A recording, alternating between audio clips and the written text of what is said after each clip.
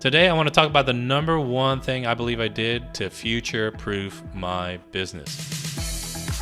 Now, for context, I've been in business as of this recording for 10 years, right? 10 years. I started in 2013.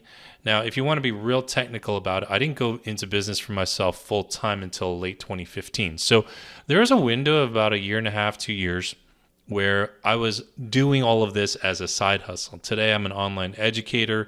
I am a consultant. I run a small marketing agency, and I'm a business coach, business and marketing coach. And I started out in this line of work 2013 as a side hustle. And whether you look at it from 8 years or 10 years, whatever way you look at it, all measurements, that's a really long time. Stats say that the majority of small businesses fail within the first 3 years.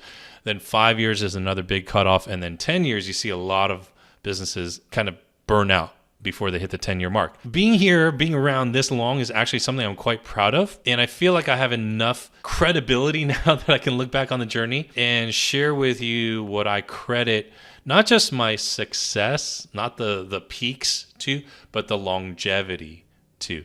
So wherever you are in your business building journey, I hope you'll take what I share with you today to heart. I would say that the number one thing that I did to secure and future-proof my business was to be in community, to build relationships intentionally. Whatever that means for you is whatever it means for you, but I'm going to unpack what it means for me, okay? When I think about where I want my business to be in the next 5 or 10 years or 20 years, I plan to be around for a long time. I don't look at primarily what do I need to sell and what do I need to market and what are the other things that I need to do. All of that's important, but the way I look at my business and what I want to accomplish and how I'm going to stay in the game, I think about it primarily through communities. Who do I need to get to know? What circles do I need to be in?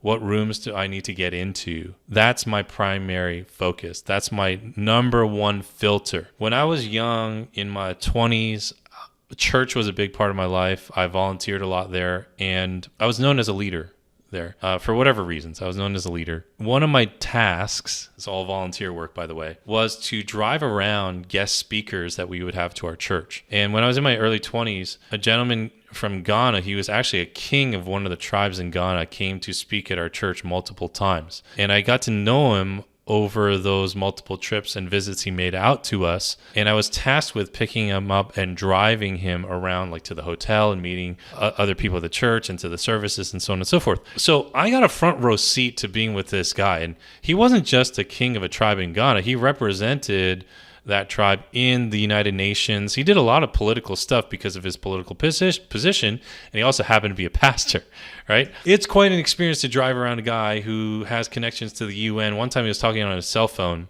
and this is when the cell phones were like as big as a brick, you know? And he was talking to Kofi Annan, right, from the UN. He was like, hey, I was just talking to, and I was like, what, who am I talking to right now? Like, what world am I living in? And I'll never forget, he said to me, his name was Kingsley Fletcher, and I called him Dr. Fletcher, and he said, son, you're really talented. 90% of life is who you know. 10% is what you know. And that shook me because he just told me I had some abilities, right? Back then, I thought it was all about how smart you were, how well you could do at your job, how capable you were.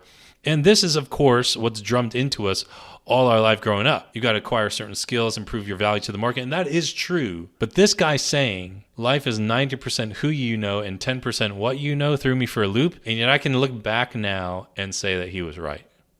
He was right. It really is about your relationships. Let me say this. Relationships are greater than the algorithm. Relationships are rocket ships. So when I'm looking to future-proof my business, I know, and I know it's a cliche, but I really do believe your net worth, my net worth, is connected to our networks. So my primary objective when I'm looking at the health of my business as a service-oriented professional, that is what I do. I do not create widgets. I don't manufacture pens. I don't make Q-tips, right? And even if I did, relationships would still be important with logistics companies and marketing teams and all that sort of stuff.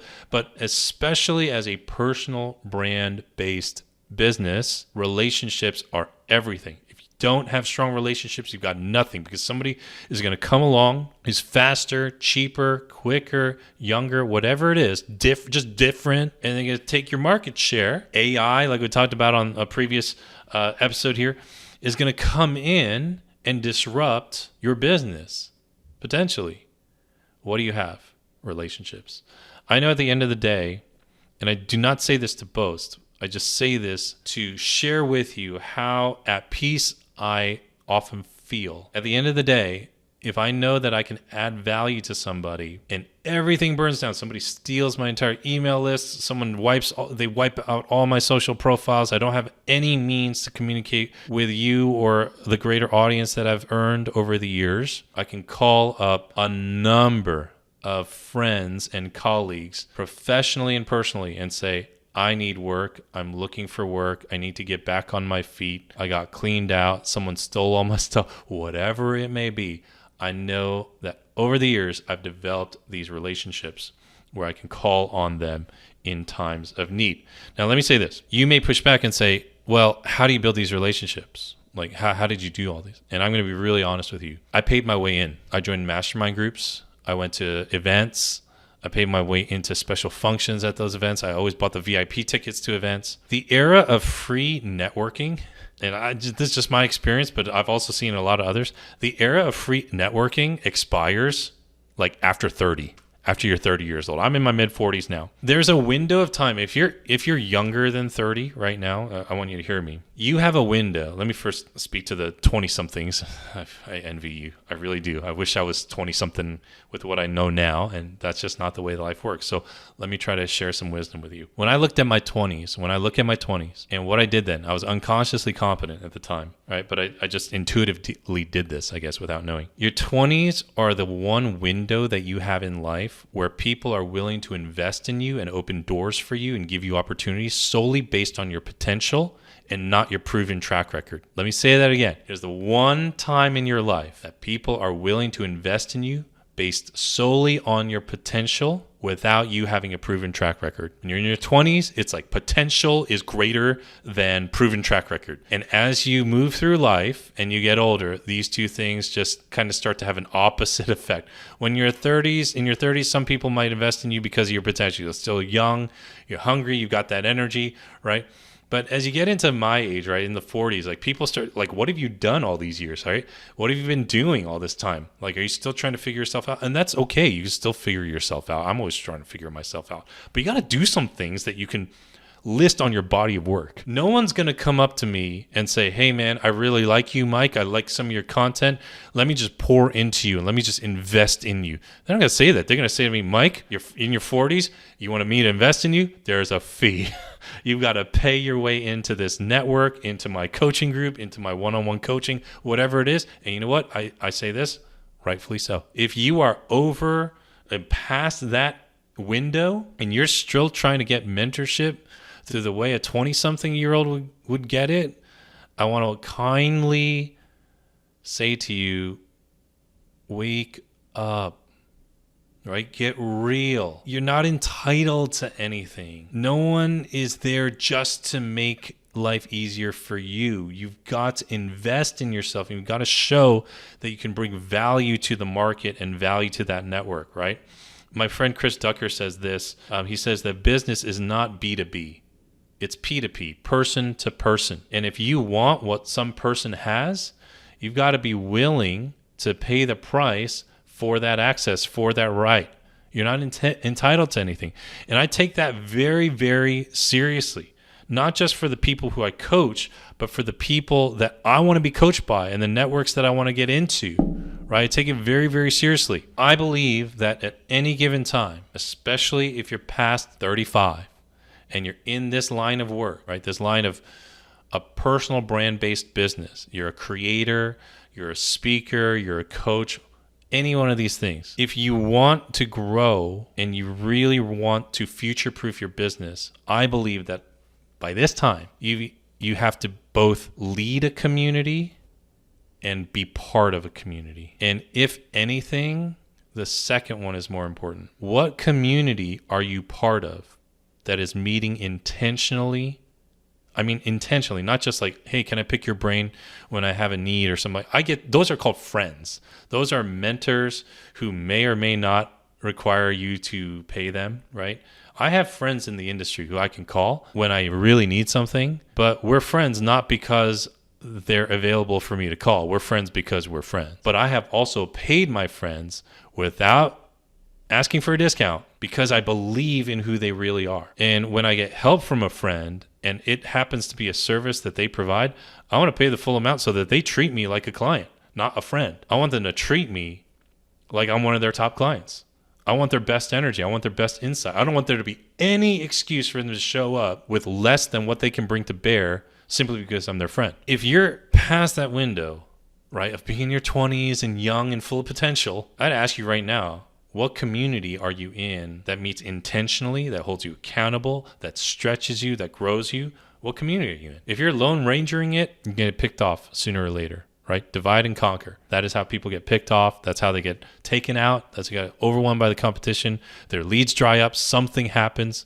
A pandemic happens. A recession, you name it, right? And all you've got is what you have. And you've never really branched out and built a network. I also do believe that you have to lead a community. By that, I do not mean it has to be a paid community. You don't have to be paid to run a community, but you should be running some sort of community. One of the best things that people can do, especially if they're based in a local area, I've counseled and advised so many people to do this. Just host a breakfast like once every 3 months. Get to know people in your town. If you're in business, influential business people, just start with who you know and say, hey, I'm hosting a breakfast 7:30 in the morning, yada, yada, yada, till 8:30. There's some people there from the area that you should get to know. And I have an entire podcast episode based on this called The Epic Breakfast. I'll put the link into the notes here. You should listen to. And you become seen as a connector and a leader. And then you become top of mind. You become the first person people think of as someone who knows other people. And that is an invaluable part of success in this line of work. That has been invaluable to my business. Yeah, I think I know a few things about marketing, about copywriting, about business building, about messaging and all those things. But if you ask the folks who are closest to me and have been with me for a long, long time, they will say Mike knows people.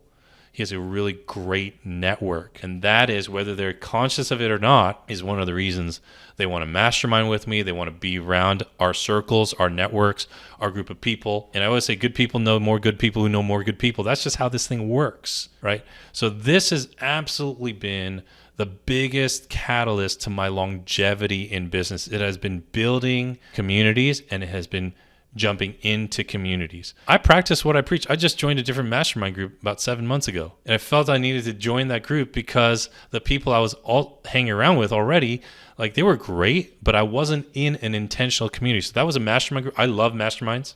I think they are the best thing in the world. They have been the single greatest catalyst to my growth as a business and as a person, to be honest. Okay. I look at all the relationships that I've built over 8 or 10 years, whichever one you want to say.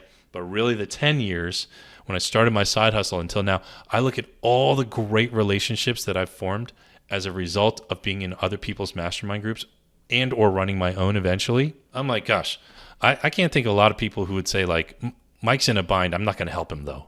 I've got so many people that I could call. And I love that. I love that. I feel so secure. Like no matter what happens, if I really needed to, I could call these folks.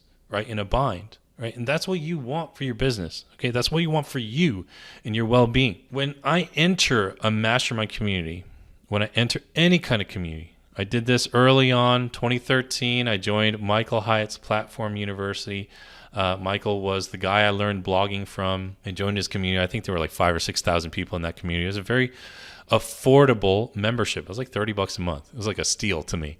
And I realized quickly when I got in there, no one else was doing any work.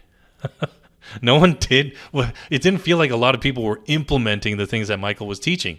So I just said to myself, well, I'm kind of an action taker. I'm going to do what he actually says. And little did I know that I'd be one of the very few people who did. And Michael would start tweeting my articles on my blog out to his hundreds of thousands of Twitter followers. And I would jump on these Q&A calls. And I showed up to every Q&A coaching call for Platform University. And eventually he got to know who I was. And I went to his first conference and he met me. He's like, "You're Mike Kim." I was like, "Yeah, great to meet you in person." And I met a lot of the other people who have been teaching in his community. I got to know them. Ray Edwards and Jeff Coynes, who are all good friends of mine now. I'm telling you, I did this in 2013, 10 years ago, when I was in my 30s, my mid-30s. I did this 10 years ago. This is the stuff that I did. Whether I realized it or not, it is what set the pace for me all these years later. And when I join a community, even the one I joined 7 months ago, here's my objective. I'm going to show up with clarity on the value that I can bring. These are full of other business owners. So I say, "Hey guys, I know a few things about branding and marketing, and I'm talking about my body of work that I've accomplished, but I want them to know that I'm available to them. Anyone wants to talk, you need anything, hit me up." And I'm proactive about getting on the phone with them, emailing, paying attention if they have a social presence to what they're putting online. Right? But my goal when I show up to a network like that, when I join a network like that, as much as possible, I want to be the most recognizable, the most recommendable, and the most referable person for what I do in that group.